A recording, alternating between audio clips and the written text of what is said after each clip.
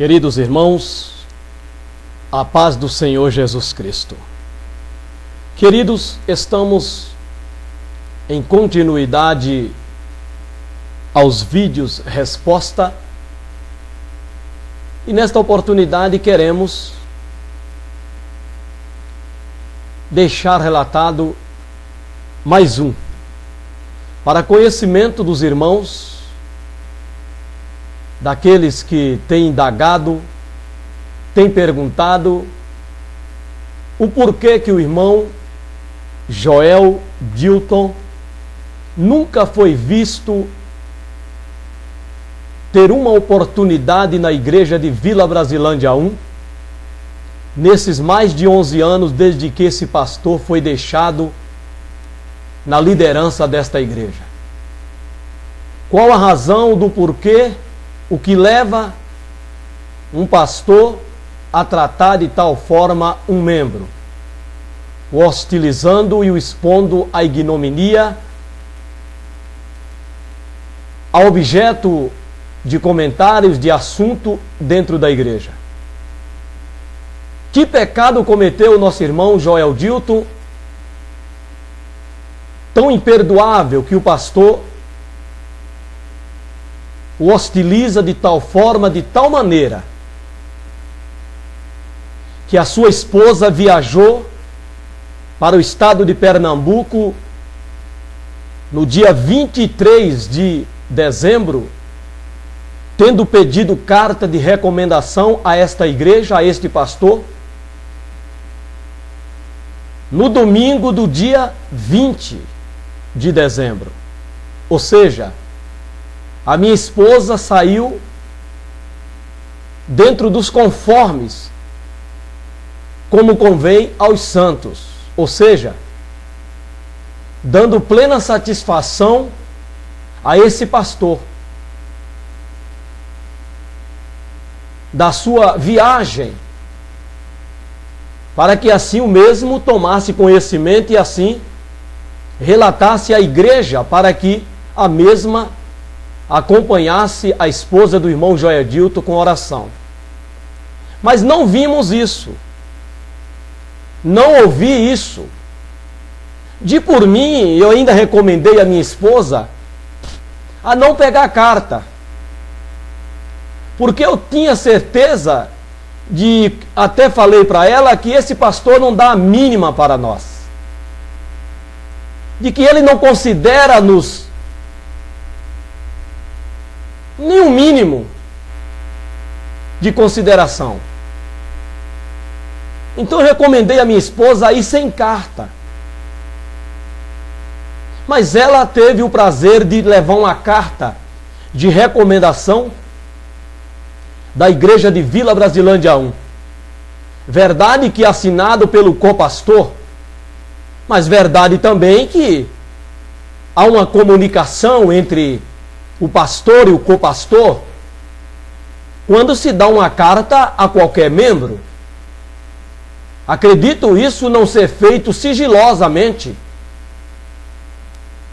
Há uma satisfação a dar ao pastor de cada carta que se emite.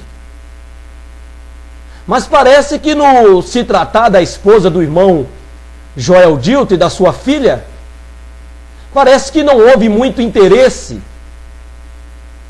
na ausência delas nesta igreja, por se tratar da esposa do irmão Joel Dilton, com certeza. Porque no dia 27 de dezembro se anunciou a ausência de muitos irmãos por estarem em viagem, menos a esposa do irmão Joel Dilton. No primeiro domingo de janeiro de 2016, no dia 3, também se anunciou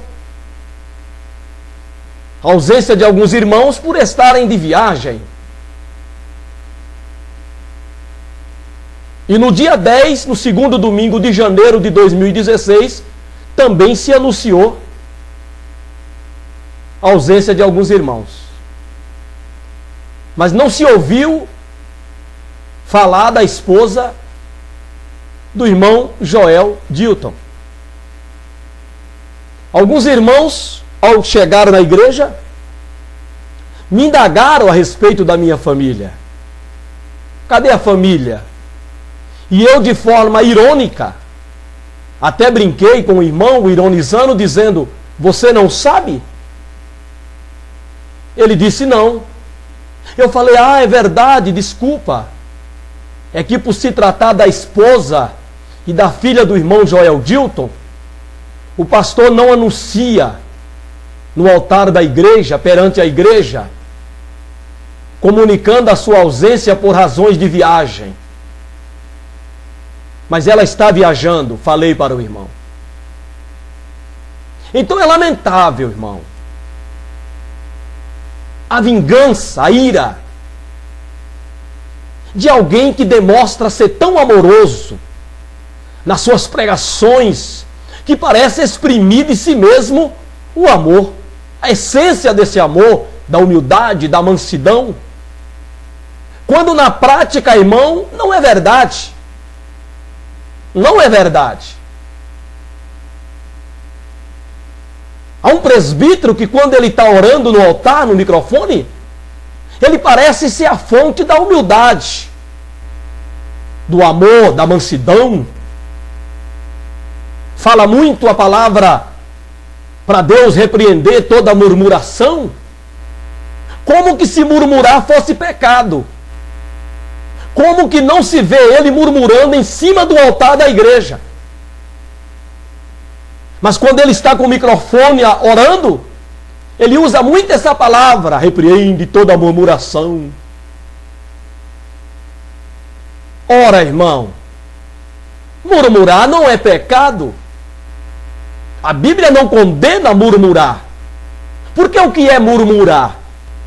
Murmurar é falar baixo. Murmurar é sussurrar. Agora, o que a Bíblia condena, irmão, é o que você murmura. De quem você está murmurando? O que você está murmurando? Isso a Bíblia condena. É como aquele hino: não atire a primeira pedra quem pecado não tiver. Esse hino é uma incitação a pecar.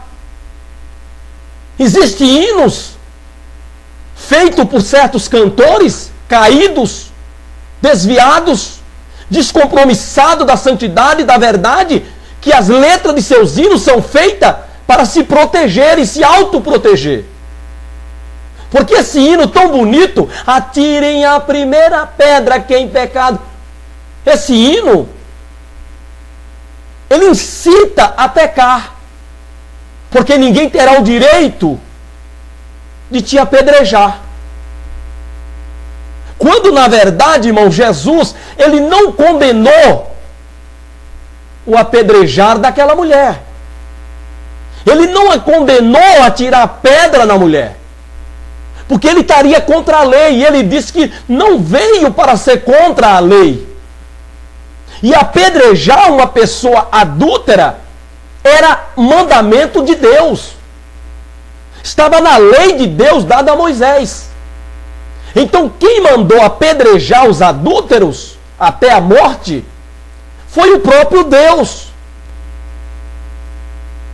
Mas quando aqueles homens vieram a Jesus, eles não trouxeram o homem com eles, só trouxeram a mulher. Então ali demonstra que há uma intenção maligna contra Jesus. Ou aqueles homens eram os homens com quem pecava com aquela mulher. Pode ver que eles perguntou: Senhor, na lei de Moisés nos manda apedrejar a pessoa apanhada em adultério. Jesus então diz para eles: aquele que não tiver pecado, atire a primeira pedra. É lógico, irmão, que Jesus não se referia aos pecados daqueles homens, costumeiros, dos quais somos sujeitos, dos quais não há homem que viva e não peque. Jesus sabia que aqueles homens, no seu dia a dia, eles cometeram pecado. Mas quando ele diz, aquele que não tiver pecado, acredito que ele quis dizer, aquele que não pecou com esta mulher, atire a primeira pedra. Aquele que não está, ou que não incorreu no pecado com esta mulher, atire a primeira pedra. Porque a lei dizia que tinha que trazer o homem e a mulher. Então, irmão, Jesus não condenou o atirar a pedra. Não, irmão. Mas sim a situação que aqueles homens que vieram a Jesus estava, em nada diferia da situação daquela mulher, estando sujeito também a serem apedrejados. Então, irmão, certos hinos, certos dizeres em cima do altar da igreja, deveria ser observado. Certos hinos que eles estimulam a continuidade da vida no pecado dentro da igreja. Porque ninguém tem o direito de te acusar, de te atirar a pedra, quando não é verdade. Jesus diz, primeiro tu tira o argueiro, a trave que está no teu olho, para depois tu tirar a trave que está no olho do irmão. O cisco que está no olho do irmão, o argueiro que está no olho do irmão. Primeiro você tira a trave que está no teu olho, para depois você tirar o cisco que está no olho do teu irmão. Jesus não condenou o julgar as práticas, as obras, uns dos outros. Não. Pelo contrário, ele nos dá o poder de fazer isso. Observai aqueles que não andam em conformidade com a sã doutrina. Olha, observai, olhai.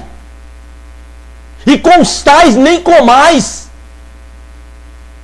Aquele que vier ter com vocês e não trouxer essa doutrina, não recebais na sua casa. E não o saudeis, porque aquele que saúda tem parte nas suas más obras. As pessoas, os crentes hoje, eles ficam buscando um meio de se autoproteger de qualquer acusação, por qualquer prática mundana, vaidosa, pecaminosa que eles estejam a praticar.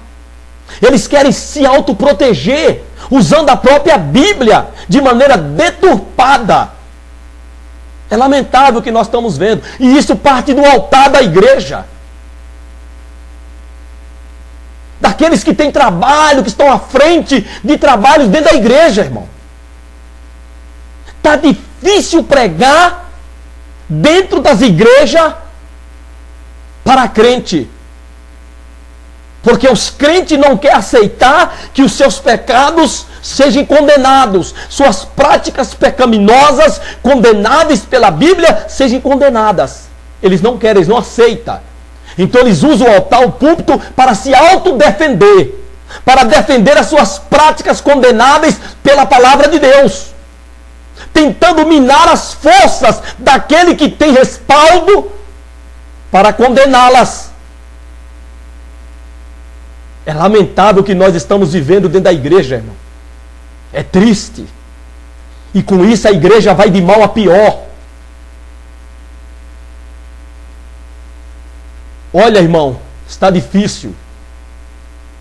A mensagem que a igreja passa para você é que ou você passa para o lado de quem está errado, ou então você vai sair da igreja. Mas nós não vamos mudar, principalmente quando se tem o respaldo do pastor e da família. Quando você tem o apoio do pastor para pregar contra o mundanismo, contra as práticas vaidosas, mundana, pecaminosa, aí você se sente fortalecido, porque você tem o apoio do pastor. Porque o pastor te apoia, porque a família dele o respalda. A família dele é um espelho para a igreja se espelhar. Mas quando é o contrário, irmão, quando você não tem o apoio do pastor, por sua família não lhe respaldar, dos obreiros, porque sua família não lhe respalda, mas todos incorrem nas mesmas práticas mundanas, pecaminosas, de vaidade. Aí você, meu irmão, não tem apoio, você está queimado. Aí o pastor dá oportunidade para pessoas até com o intuito de que aquela pessoa para quem ele deu oportunidade te ataque. Ataque a tua forma de atacar as práticas vaidosas que muitas vezes suas famílias incorrem nelas. E aí, meu irmão, você é um queimado dentro da igreja. Está difícil, viu, irmão? Está difícil. Está difícil e muito difícil hoje dentro da igreja. Umas mensagens insolsa, que não convence.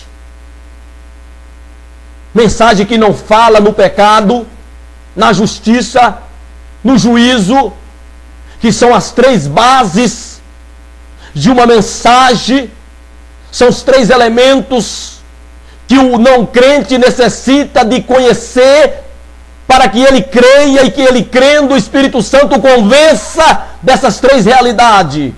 Pecado, sempre será pecado. Há um juízo sobre todo o pecado, porque o juiz é justo. Então o Espírito Santo vos convencerá do pecado, do juízo e da justiça. Mas para isso tem que pregar sobre isso. Falamos muito que Deus é amor, que Deus é misericórdia. Até esse Deus é misericórdia é uma forma da pessoa dizer que Deus é tolerante para com o pecado e para com o pecador na prática contínua do pecado dentro da igreja. Nas práticas vaidosas, mundanas. Irmão ocupa o altar para pedir à igreja que seja misericordioso um com o outro. Mas na realidade, se você olhar para ela, ela está se auto-brindando, se auto-protegendo de qualquer acusação pelas suas práticas vaidosas, condenáveis pela palavra de Deus. Pode observar, irmão. Observem. É lamentável, irmão, o que nós estamos vivenciando hoje dentro da igreja. É lamentável. E você que tem feito essas perguntas a respeito do irmão Joel Dilton, é por isso aí, irmão. É porque esses pastores, esses obreiros de hoje, que se diz ministros, na realidade, eles não aceitam. Porque, lastimavelmente, irmão, quando a sua família, quando a tua esposa, os teus filhos, filha, algum membro da tua família na igreja, incorre nessas práticas mundanas, nessas práticas vaidosas no corpo, nesse corpo desnatural, não original, não em conformidade com a natureza divina de Deus, mas totalmente mesclada pelo pecado. Ah, irmão, é difícil. É difícil para um pastor, para um obreiro aceitar a tua pregação. Pregação que ataca a família do ministério, que ataca a família do pastor, do presbítero, do diácono, do evangelista. Por elas incorrer nessas práticas quais você está pregando contra, condenando-as. Você não será amigo deles, eles não serão teu amigo nunca, irmão. Nunca. Tenha certeza disso. Ou você faz silêncio, ou você se junta a eles. Mas se você permanecer em ficar fiel à palavra de Deus, prezando e defendendo a naturalidade do corpo, a naturalidade do ser, a aceitação de si como é, Você não servirá para os pastores, esses pastores de hoje, irmão. Você não servirá. Porque hoje eles não condenam mais tais práticas. Porque, como eu tenho dito, o pecado na igreja deixa de ser pecado. As práticas vaidosas que a Bíblia condena, a desnaturalidade do corpo, da estética do corpo, mas um corpo à imagem do mundo, em conformidade com esse mundo. Ai, irmão, você não terá apoio. Você não terá o pastor atrás de você dando glória a Deus e aleluia. Porque você está pregando contra práticas que sua família vivencia dentro da igreja. Visto por todos. Visto pela igreja. Então ele fica atrás de você numa situação, entre aspas, constrangedora. Aí você está queimado. Orando. Você pensa que o irmão Joedilton não incomoda quando está orando? Ele incomoda.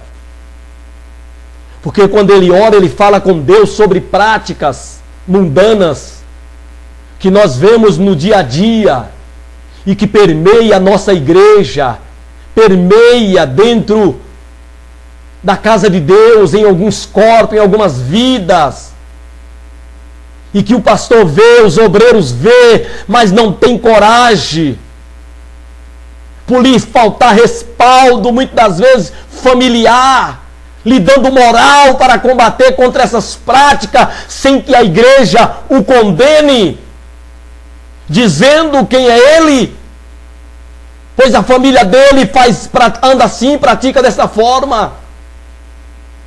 Então eles fingem que não vê e tenta pintar para Deus um quadro belo do dia a dia da nossa igreja, quando nós vemos, irmão, o mundo dentro da igreja, o mundanismo, as práticas carnais, as roupas sensuais. Oh, irmão, é por isso que o irmão Joedilton, irmão, oh, irmão, é por isso. Porque até aqui a minha esposa e a minha filha me respaldam. Até aqui, até hoje, até o momento em que eu estou aqui gravando esse vídeo resposta, a minha esposa me tem respaldado. Mas no dia que você vê ela diferente, vê ela desnatural, fora do natural, tenha certeza que não tem o apoio do irmão Joedilton. Porque eu continuarei defendendo a santidade da palavra de Deus, irmão. A palavra não muda, muda o pastor, muda os obreiros, muda o povo, muda a igreja. Mas a palavra de Deus permanece a mesma, exigindo santidade, santificação no corpo, na alma, no espírito.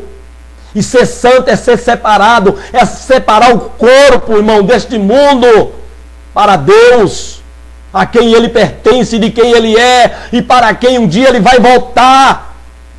Santo para a glória, ou imundo para o inferno, mas um dia voltarão para Deus, pois o corpo é do Senhor. E se você o destruir, ele vai te destruir. Oh, irmão, como está difícil.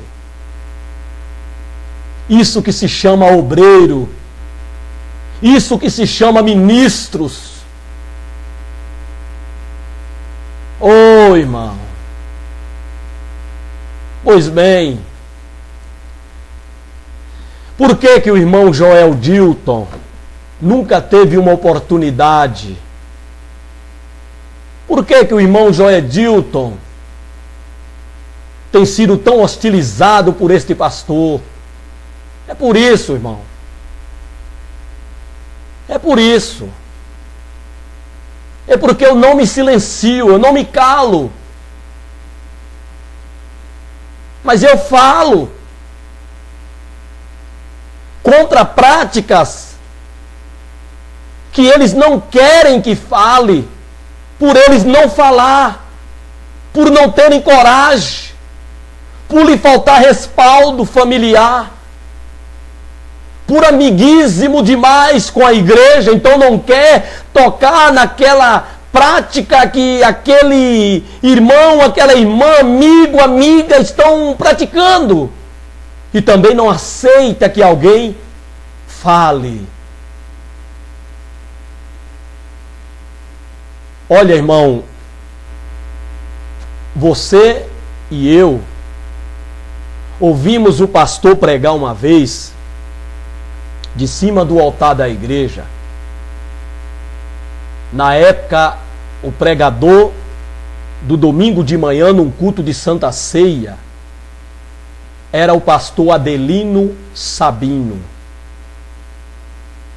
Era ele o pregador, eu me lembro. Como hoje, era o pastor Adelino Sabino. Ele era o pregador, era um culto de ceia. Quando o pastor estava dando uma palavra na igreja, ele falou a respeito de ser pastor na igreja, de ser obreiro. E ele disse o seguinte, com as seguintes palavras, abro aspas: irmãos, para ser pastor, para ser obreiro hoje em dia,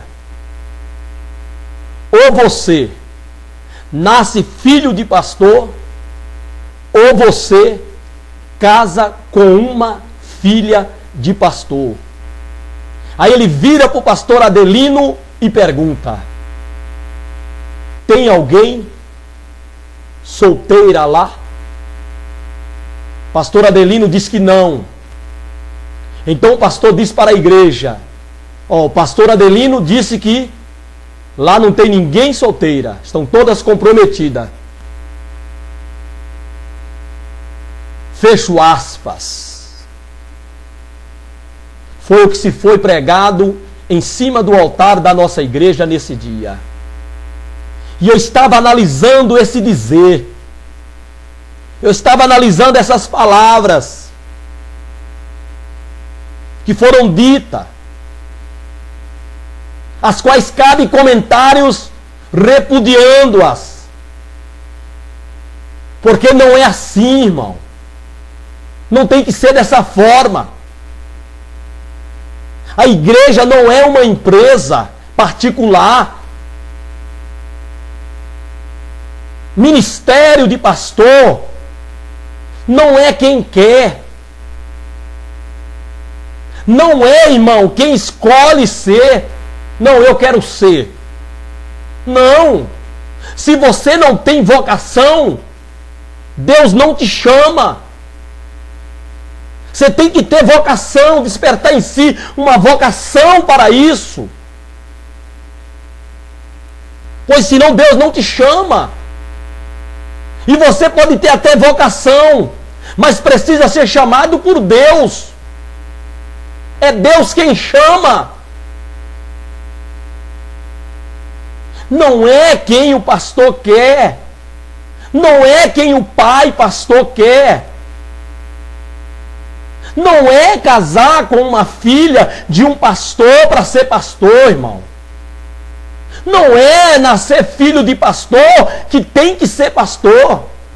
Filho de peixe, peixinho é. Mas filho de pastor, irmão, não é pastorzinho, irmão. Isso não é uma hierarquia que passa de pai para filho. Não, irmão. Tem que ter vocação e tem que ter chamada. Tem que ser chamado, mas com vocação. E ele deu.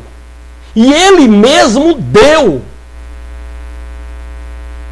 E subindo ao monte, chamou para si quem ele quis. E vieram a ele. Não é quem quer, irmão. é quem Jesus quer chamar. Você pode ter até vocação, mas se Ele quiser, Ele não te chama. Não quer dizer que só porque você tem vocação, que obrigatoriamente Jesus tem que te chamar. Não, irmão. Ou então, você tem chamada, e Ele vai te chamar, mas você não tem vocação.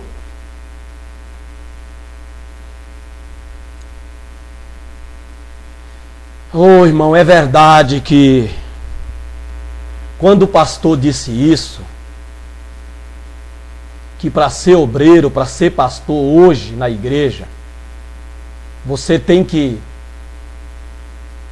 nascer filho de pastor, ou você tem que casar com uma filha de um pastor. Isso demonstra, irmão, que a igreja, ela é da família. A igreja, o ministério é da família do pastor. É verdade que o pastor não quis ir mais além. Ele falou apenas esses 2 caminhos, porque talvez ficaria mais grave do que grave foi ele ter falado isso, se ele falasse outros caminhos, que a gente sabe que existe, mas não ficaria bem, como bem não ficou esse dizer, se ele tivesse falado esses outros caminhos, que é, para ser pastor hoje em dia, ser obreiro, você tem que ser um belo de um dizimista, de um belo contribuinte na igreja. Se você for um camarada que tem um belo de um salário, ou que a sua família seja uma família grande na igreja, e todos dizimam, tenha certeza, você terá sucesso dentro da igreja. Porque a igreja hoje é lugar de se ter sucesso. Levada de alguém ao ministério chama-se promoção. E não vocação. É uma promoção. Você vai ser promovido.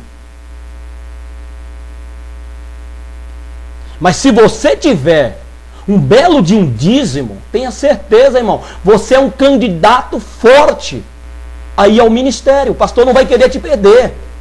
Porque na igreja nós somos medidos pelo dízimo. É lá no envelope que você dá, com o teu nome e o valor, que você é observado, que você é visto na igreja pelo pastor. Tenha certeza disso. Por isso que eu sempre defendi o anonimato no dizimar. Colocar ali o envelope em branco.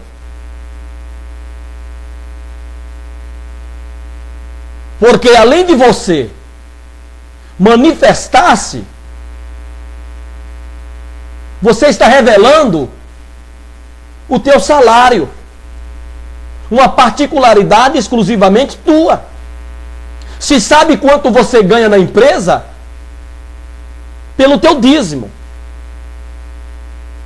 E se você for um dizimista bastante satisfatório no valor do teu dízimo, você é um candidato a obreiro. Se a tua família for grande, todos dizimarem, você será um candidato ao ministério. O pastor sabe desse outro caminho. Embora ele citou esses 2, mas ele sabe que também o caminho é esse. O caminho é esse. Como também, irmão, que na verdade isso é uma forma de comprar. Há muitos obreiros que eles compraram esse ofício no ministério. Eles estão lá por que eles compraram. E o outro caminho, irmão, que também o pastor não quis falar, é o apadrinhamento. É o apadrinhado. O pastor gostou de você, ele vai com tua cara, você é aquele cara que está sempre ali perto do pastor, o pastor precisa de um favor pessoal, você está ali para ajudá-lo, satisfazê-lo, se é um cartão de crédito, se é uma folha de cheque, se é um dinheiro emprestado, entendeu? Você está sempre presenteando o pastor no dia do seu aniversário. Tenha certeza, irmão, você vai ser um afilhado do pastor. Você está sempre ligando para o pastor, transporta o pastor para lá, para cá. Ô irmão, isso tudo hoje dentro da igreja vale. Isso vale. Futuramente, para se chegar ao ministério, o caminho é esse aí. Faz um almoço, convida o pastor com a família.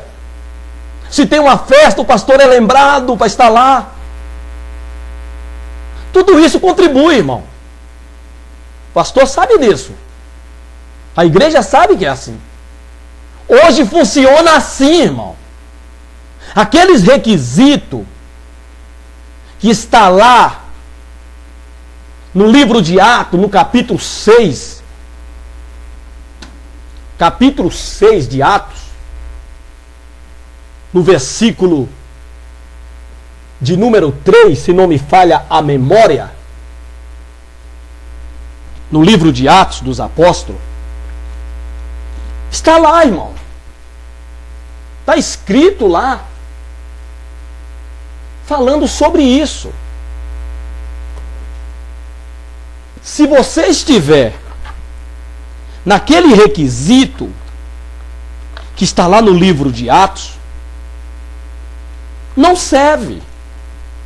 Isso hoje não serve para esses homens de hoje que estão aí à frente da igreja de Jesus Cristo. Esses requisitos bíblicos, ele não serve para esses homens, não. Mas estes que eu ora citei, esses servem. Esses é que servem. Tenha certeza disso. Mas o que está lá em Atos 6:3 não serve. Porque o que é que diz lá? Escolhei, irmãos, a escolha. Escolheis, irmãos, dentre vós, 7 homens nessas qualidades aqui, ó. Coisa difícil hoje de se ter, hein? De boa reputação. De boa reputação. Cheios do Espírito Santo. Cheios do Espírito Santo e de sabedoria, aos quais constituamos sobre este importante negócio. Homens de boa reputação. Ei, irmão. Homens de boa reputação, cheio do Espírito Santo e de sabedoria. Oh, irmãos, esses qualitativos na escolha de um obreiro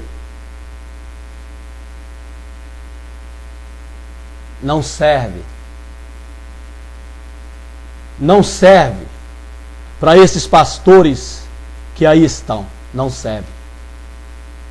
Se você não se coadunar adequar ao seu sistema que ele impõe dentro da igreja de Jesus Cristo. O sistema regente hoje, dentro das nossas igrejas, é o do pastor.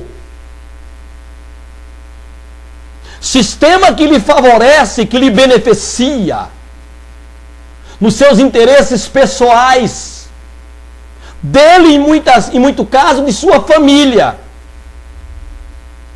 Porque a igreja ela é do pastor e da família. Como eu disse, a família de pastor que manda, as esposas de pastor que elas mandam na igreja. Elas têm uma parcela de mando. Que a pastora, muito deles, que não faz nada sem antes não consultar a esposa ou ter o aval da esposa. Quer não dar oportunidade a alguém nos cultos? Quer não colocar à frente de trabalhos dentro da igreja? E até mesmo para ser levado ao ministério da igreja. Então a igreja hoje ela é da família, irmão. Isso é uma realidade. Você sabe que o que eu estou falando aqui é verdadeiro. Poderei ser atacado em cima do altar de maneira covarde, na busca de passar para a igreja que isso não é verdade, mas a igreja sabe que é assim. É tanto assim que o pastor mesmo pregou o que eu acabei de citar aqui. Ele sabe que é assim. Ele sabe que a igreja é da família, do pastor e de sua família. Se alguém quiser ser pastor hoje, tem que nascer filho de pastor ou casar com uma filha de pastor. Porém, tem esses outros caminhos que eu estou aqui citando, os quais ele não citou. Mas, dois dele é esse que eu citei. Ser um belo de um dizimista, de um contribuinte, onde seu dízimo, somando com o seu e com o da sua família, se for família grande na igreja, contribui para esse irmão ser levado ao ministério, a família ter regalia, privilégios dentro da igreja, no que tange respeito a oportunidades nos cultos, trabalhos, atividades dentro da igreja de maneira intocáveis, que se substitui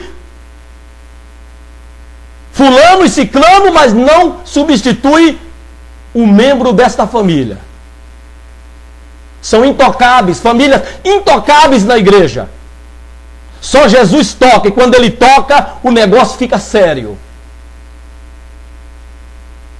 Porque é como disse o pastor Gesiel Gomes, a igreja é de Jesus Cristo, disso eu não tenho dúvida. Mas infelizmente é o homem que manda nela. E eu faço minha as palavras do pastor Gesiel Gomes, porque é verdade. O homem é quem manda na igreja de Jesus Cristo hoje. E ele vai aceitando, ele vai deixando. Mas hoje é assim, irmãos. Hoje é assim. E o outro caminho que eu citei é esse outro aí. É lamentável. É lamentável que ouvimos isso. Ouvimos se pregar isso. Você tem que ser chegado para o pastor te apadrinhar. Você ser um afilhado dele. Por esses requisitos, ora citado, que você venha demonstrar para com o pastor da igreja.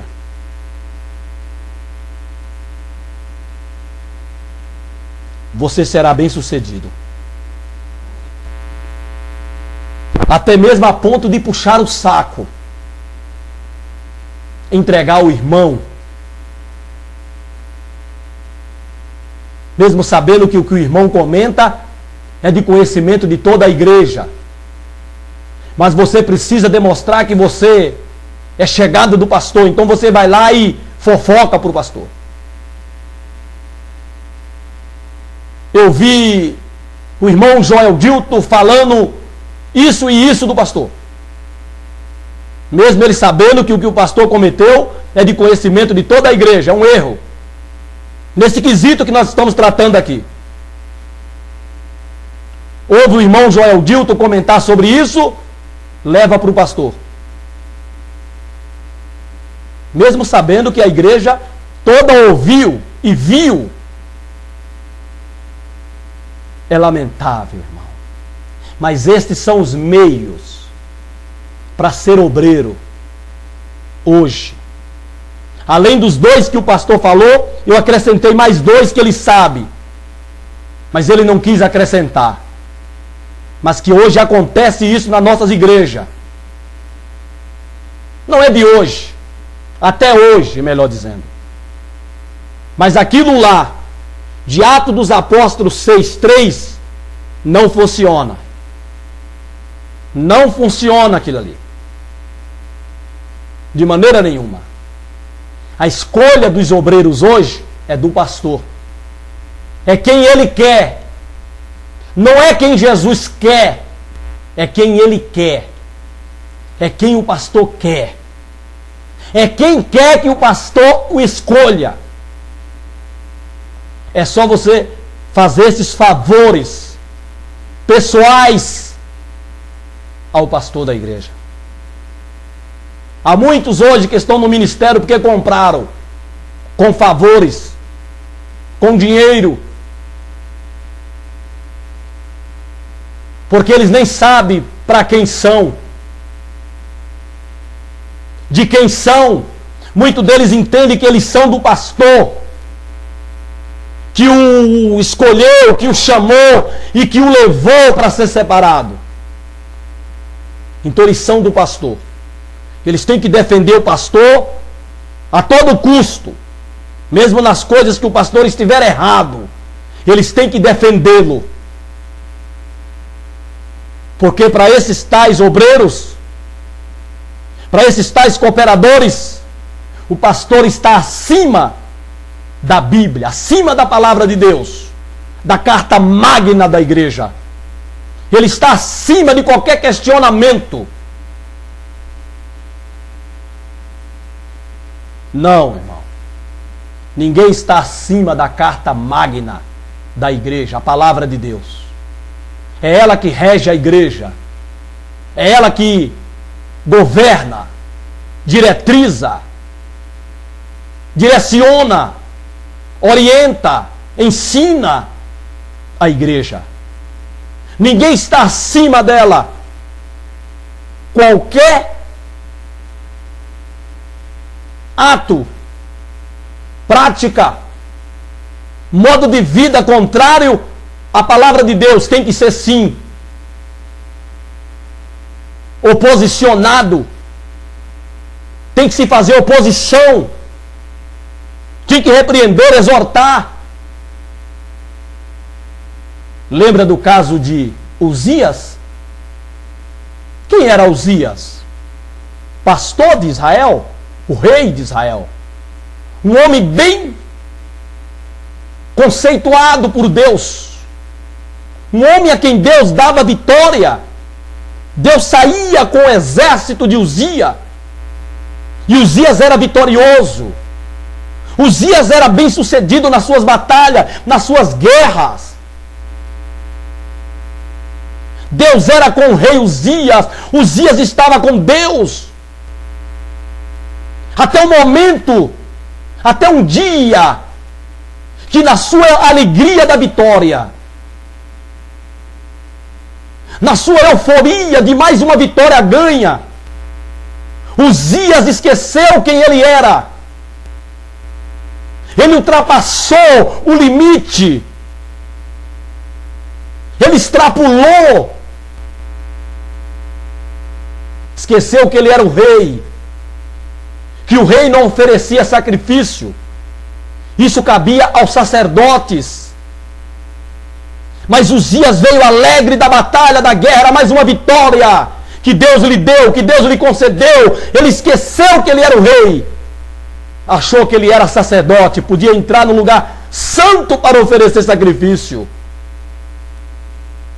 O sacerdote lhe fez oposição, porque ele, como rei, não está acima da palavra de Deus, que dizia que ao sacerdote cabia oferecer sacrifício a Deus, tão somente ao sacerdócio.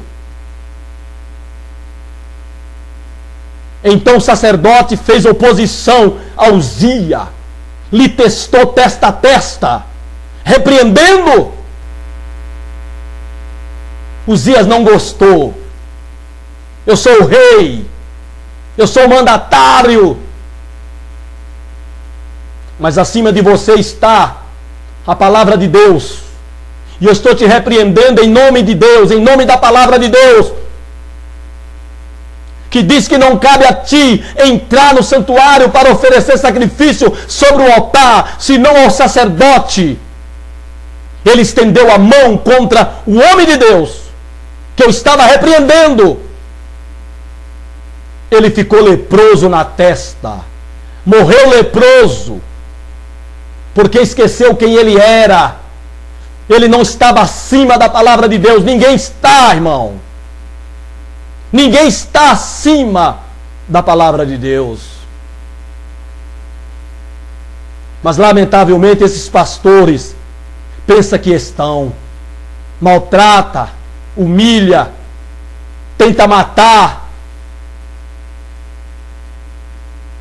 até que Deus vão lhe pegar pelo nariz com um anzol.